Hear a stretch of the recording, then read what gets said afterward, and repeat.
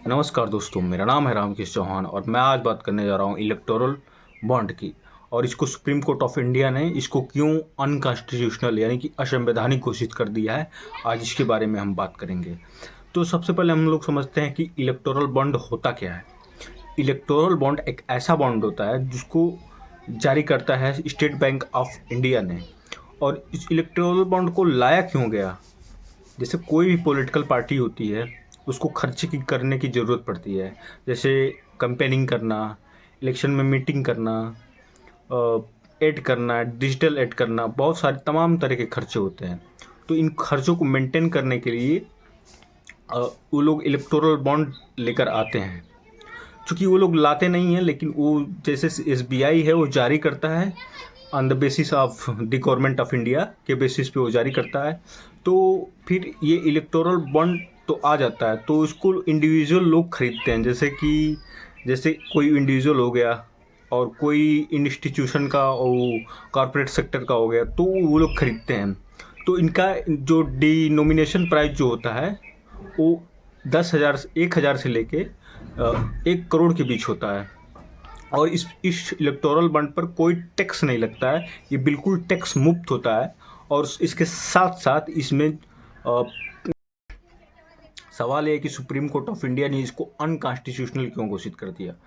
तो इसकी वजह ये बताई जा रही थी कि ये 2017 और फाइनेंशियल ईयर 2017-18 में आया था।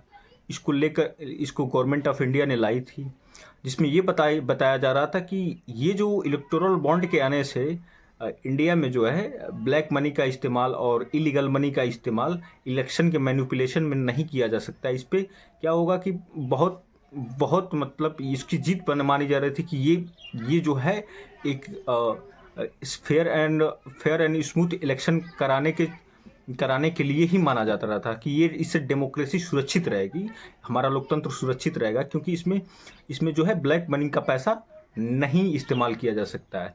लेकिन बाद में इसका मिसयूज होने लगा, क्योंकि बहुत सारे ऐसे कॉरपोरेट्स थे जो किसी पॉलिटिकल पार्टी को फंडिंग इसलिए करते हैं कि ताकि उनको क्या मिले कि मुनाफा मिले, उनको कोई काम मिले। जैसे कोई भी गवर्नमेंट आती है तो उनको किसी तरह ना किसी तरह का फ़ायदा पहुंचाए, तो इसलिए लोग फंडिंग करते हैं। तो इसका मिसयूज होने का डर था कि जो जो जो हमारे देश का है वो पैसा किसी कॉरपोरेट को फ़ायदे पहुंचाने में गवर्नमेंट करने लगेगी।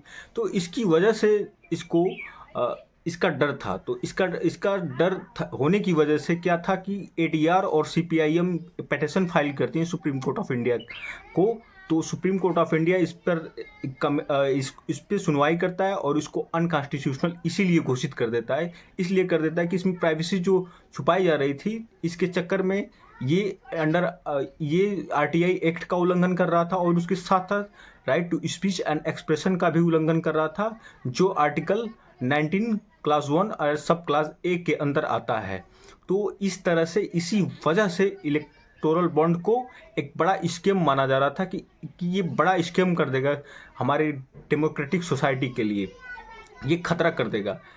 तो इसके साथ ही साथ सुप्रीम कोर्ट ऑफ इंडिया ने ये भी कहा कि 2017 से 2022 के बीच जितनी भी फंडिंग हुई है इलेक्टोरल बॉन्ड के तहत, उसको एसबीआई क्या करे कि वो इलेक्शन कमीशन को दे, और इलेक्शन कमीशन जो क्या करे, ऐसे भी फंडिंग की है उसका डाटा पब्लिकली साझा करे, इलेक्शन कमीशन ऑफ इंडिया के द्वारा साझा करे।